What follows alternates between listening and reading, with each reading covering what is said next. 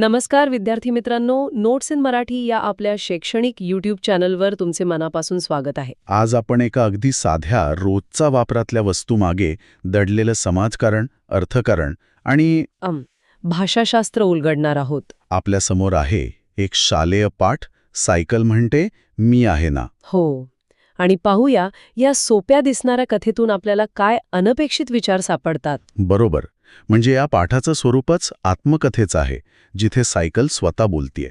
पण आपण इथे फक्त तिची गोष्ट ऐकणार नाहीये. नाही, तर ही गोष्ट कशी सांगितली आहे, तिच्या फायद्यांची मांडणी का अशी केली आहे आणि या सगळ्यातून भाषेचं व्याकरण इतक्या सहजतेने कसं जोडलंय याचा आपण सखोल विचार करणार आहोत. नक्कीच. चला तर मग याची सुरुवात होते सायकलच्या जन्मापासून. म्हणजे 1690 साली फ्रान्समध्ये M.D. सिवॅक यांनी तिचा शोध लावला असं या पाठात म्हटलं आहे. हो, पण तेव्हाचं तिचं रूप म्हणजे आजच्या सायकलचं अगदीच आदिम अवतार होतं नाही का? अगदी.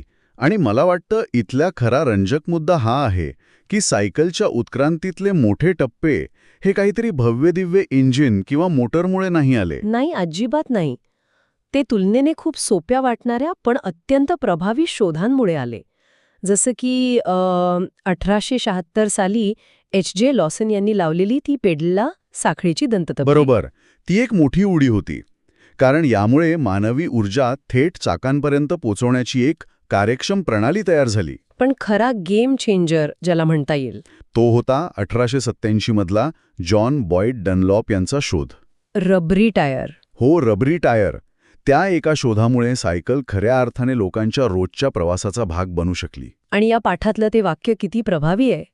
पहिली 200 वर्ष मी रखडत चालले, पण पुढची 100-150 वर्ष मी कधी थांबले नाही. क्या बात आहे. एका वाक्यात संघर्षातून मिळालेल्या गतीची संपूर्ण कहाणी सांगितली आहे. आणि ही गती फक्त रस्त्यावरची नव्हती. नाही, ती लोकांच्या मनात आणि घरात पोचण्याची होती. पाठातला तो उल्लेख आठवतोय?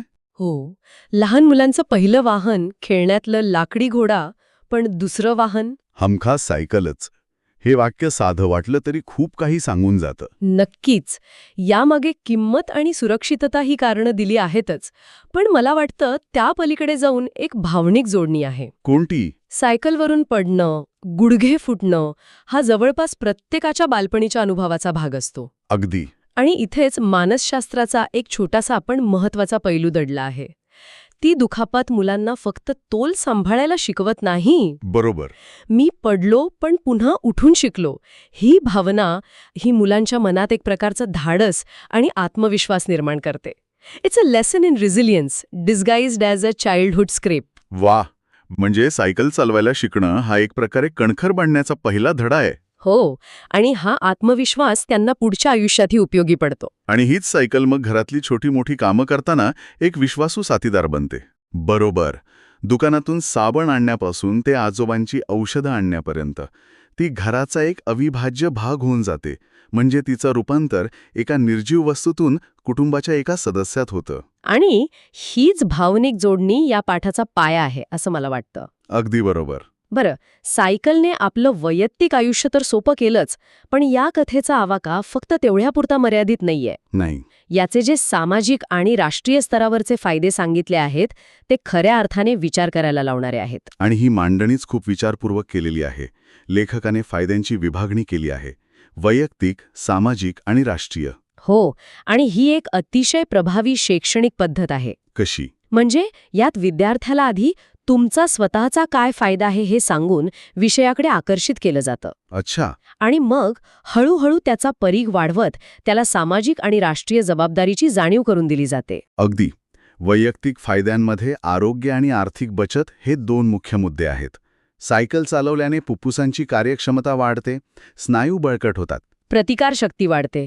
हे आरोग्याचे फायदे झाले. आणि पेट्रोल डिझेल नाही, दुरुस्तीचा खर्च कमी, त्यामुळे पैशांची होणारी बचत हा आर्थिक फायदा. हे मुद्दे लोकांना थेट आकर्षित करतात. हो, कारण ते त्यांच्या रोजच्या जीवनाशी थेट निगडीत आहेत. पण खरा मुद्दा येतो तो सामाजिक आणि राष्ट्रीय फायद्यांमध्ये. बरोबर. वायू प्रदूषण आणि वाहतूक कोंडी यांसारख्या समस्यांवर सायकल हा किती सोपा आणि प्रभावी उपाय आहे हे पटवून देण्याचा प्रयत्न इथे दिसतो. आणि त्यासाठी पॅरिससारख्या शहराचं उदाहरण देऊन या कल्पनेला एक जागतिक संदर्भ दिला आहे. हो, पण राष्ट्रीय फायद्याचा मुद्दा तर या सगळ्याच्या पलीकडे जातो. तो कसा? आपल्या देशाला पेट्रोल डिझेल परदेशातून आयात करावं लागतं आणि त्यासाठी आपलं परकीय चलन मोठ्या प्रमाणात खर्च होतो. म्हणजे इथेच या साध्या दिसणाऱ्या पाठाची खोली वाढते. कसा होतो हे यातून दिसतं? अरे वा, म्हणजे ही केवळ इंधन बचत नाही. नाही, तर ती एक प्रकारची आर्थिक आत्मनिर्भरतेकडे टाकलेलं एक छोटंसं पाऊल आहे, ज्याची चर्चा आज मोठ्या स्तरावर केली जाते. म्हणजे सायकल चालवणं ही एका अर्थाने सूक्ष्म पातळीवरची देशसेवाच झाली. हा विचारच खूप मोठा आहे. बरोबर. आता सायकलच्या या प्रवासासोबतच आपण तिच्या आधुनिक रूपाकडे आणि या पाठातल्या भाषिक चमत्कृतीकडे वळूया का? हो, नक्कीच. कारण सायकल आता तिच्या जुन्या रूपात अडकून राहिलेली नाहीये. नाही, आता गिअरवाल्या सायकली आल्या आहेत. शर्यतीसाठीची वेगळी बांधणी, पर्यटनासाठीची वेगळी रचना, तिने स्वतःला काळानुसार बदललं आहे. पण गंमत म्हणजे ही बदलाची गोष्ट सांगता सांगताच लेखक आपल्याला भाषेच्या बदलाकडे घेऊन जातो. हो, तिच्या नियमांकडे. अगदी. आणि ही गोष्ट सांगण्याची पद्धतच खूप रंजक आहे. संपूर्ण पाठात सायकल बोलतीये. म्हणजे तिला हे एक व्यक्तिमत्व दिलं गेलं आहे. तिचं मानवीकरण केलं आहे. बरोबर. आणि भाषेमध्ये असं व्यक्तिमत्व देण्यासाठी किंवा कोणत्याही गोष्टीचं सजीव वर्णन करण्यासाठी काही खास साधनांची गरज असते. आणि इथेच हा पाठ आपल्याला त्या साधनांच्या म्हणजेच व्याकरणाच्या एका महत्त्वाच्या भागाकडे घेऊन जातो. हा बदल अचानक वाटत नाही, कारण तो कथेच्या गरजेतूनच निर्माण झाला आहे. वा, काय सुंदर जोडणी आहे.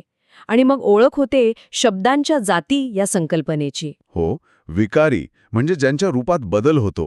आणि अविकारी म्हणजे जे जसेच्या तसे राहतात. ही मूलभूत विभागणी आहे. आणि मग लेखक आपल्याला नामांच्या 3 प्रकारांमध्ये घेऊन जातो: सामान्य नाम, विशेष नाम आणि भाववाचक नाम. पण हे फक्त व्याकरणाचे नियम म्हणून शिकवले जात नाहीत. नाही, तर भाषा जगाकडे कसे पाहते हे त्यातून समजतं. ते कसं, जरा विस्तारानं सांगाल का? नक्कीच. नदी हे सामान्य नाम आहे. ते एका संपूर्ण वर्गाला, एका संकल्पनेला दर्शवतं. ठीक आहे. पण सतलज हे विशेष नाम आहे. ते त्या वर्गातील एका विशिष्ट घटकाला ओळख देतं. म्हणजे भाषा आधी सामान्यीकरण करते आणि मग विशिष्टीकरण. अच्छा, हा मानवी विचारांचाच एक क्रम आहे. आपण आधी झाड ओळखतो, मग आंब्याचं झाड ओळखतो. अगदी. आणि भाववाचक नाम? तो तर अजूनच पुढचा टप्पा आहे. चपळाई, गोडवा, गुलामगिरी, आपुलकी. या गोष्टींना आपण स्पर्श करू शकत नाही, पाहू शकत नाही. बरोबर. इथेच भाषा अमूर्त संकल्पनांना शब्दात पकडण्याचा प्रयत्न करते. भाववाचक नाम हे व्यक्ती किंवा वस्तूतील गुणधर्म, भाव किंवा स्थिती दर्शवतात. म्हणजे हे भाषेच्या विकासातील एक महत्वाचा टप्पा आहे. हो. या शब्दांशिवाय आपण प्रेम, द्वेष, आनंद, दुःख यांसारख्या भावनांबद्दल किंवा प्रामाणिकपणा, सौंदर्य यांसारख्या गुणांबद्दल बोलूच शकलो नसतो. खरंच, सायकलच्या चाकांवरून सुरू झालेला प्रवास थेट भाषेच्या अंतरंगात पोहोचला. बरोबर. आणि सायकलच्या पडण्या धडपडण्याच्या ठोस गोष्टींकडून लेखक आपल्याला विचारांच्या आणि भावनांच्या सूक्ष्म जगाकडे घेऊन जातो. पण इथेच हा पाठ थांबत नाही. नाही. शेवटी एक असा उतारा येतो जो पहिल्यांदा वाचताना पूर्णपणे असंबद्ध वाटू शकतो. तो निसर्गाच्या रौद्र रूपाचं वर्णन करणारा उतारा. हो, मे महिन्यातल्या एका वादळी दिवसाचं ते वर्णन आहे. प्रचंड उकाडा, घामाने अंगाची होणारी लाही आणि मग अचानक बदललेलं हवामान. सोसाट्याचा वारा, धुळीचं वादळ, विजांचा कडकडाट आणि मुसळधार पाऊस. वर्णन इतकं जिवंत आहे की ते वाचताना आपल्या डोळ्यासमोर ते चित्र उभं राहतं. चटईसारखे उडत जाणारे पत्रे, खिळल्यासारखे बसून राहिलेले लोक. यांसारख्या प्रतिमांचा वापर करून भीती आणि अगतिकतेचं वातावरण उत्तमरित्या उभं केलं आहे. पण माझा प्रश्न हा आहे की सायकलच्या कथानकात हे वादळाचं वर्णन अचानक का आलं? हा प्रश्न पडणं स्वाभाविक आहे. पण मला वाटतं लेखकाचा उद्देश स्पष्ट दिसतो. आत्तापर्यंत आपण नाम, विशेषण, क्रियापद यांची माहिती घेतली. हो. आता त्याचा वापर करून शब्दांनी एक जिवंत चित्र कसं रेखाटायचं याचं हे एक प्रात्यक्षिक उदाहरण आहे. It's a master class in showing, not telling. म्हणजे हा एक प्रकारे वर्कशॉपचा भाग आहे. जे नियम आपण शिकलो त्याचा प्रत्यक्ष वापर करून एक प्रभावी लेखन कसं करता येतं हे दाखवण्यासाठीच हा उतारा इथे ठेवला आहे. बरोबर. वारा सुटला असं सांगण्याऐवजी झाडं उन्मळून पडत होती, पत्रे उडत होते असं वर्णन करून वाऱ्याची तीव्रता वाचकांपर्यंत पोचवली आहे. म्हणजे हा उतारा म्हणजे आत्तापर्यंत शिकलेल्या व्याकरणाचा कळसच आहे. अगदी. तो दाखवून देतो की व्याकरण हे केवळ परीक्षेसाठीचे नीरस नियम नाहीत, तर ते प्रभावी संवादाचं आणि अभिव्यक्तीचं एक शक्तिशाली साधन आहे. तर या सगळ्या चर्चेतून आपल्या हाती काय लागतं? आपण पाहिलं की हा केवळ सायकलवरचा एक पाठ नाही. नाही, अजिबात नाही. हे एक उत्तम उदाहरण आहे की शिक्षण आपल्या आजूबाजूच्या जगाशी कसं जोडलेलं असू शकतं. एका साध्या सायकलमधून आपण इतिहास, विज्ञान, आरोग्यशास्त्र, अर्थशास्त्र आणि भाषाशास्त्र अशा अनेक विषयांना स्पर्श केला. आणि हेही पाहिलं की एखादी गोष्ट रंजक पद्धतीने कशी शिकवावी.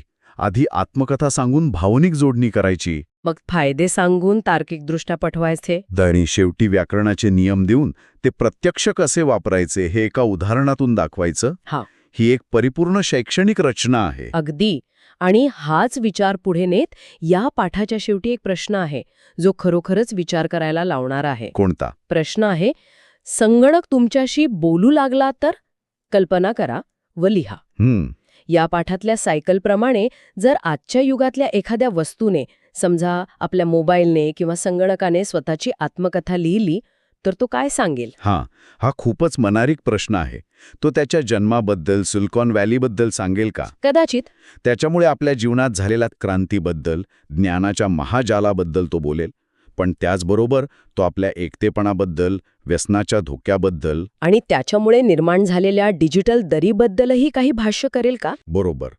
सायकलची कहाणी जशी साधेपणा, आरोग्य आणि स्वातंत्र्याचं प्रतीक आहे, तशी संगणकाची कहाणी ती आजच्या गुंतागुंतीच्या, वेगवान आणि सतत जोडलेल्या जगाचं प्रतिबिंब असेल. खरंच यावर विचार करायला हवा.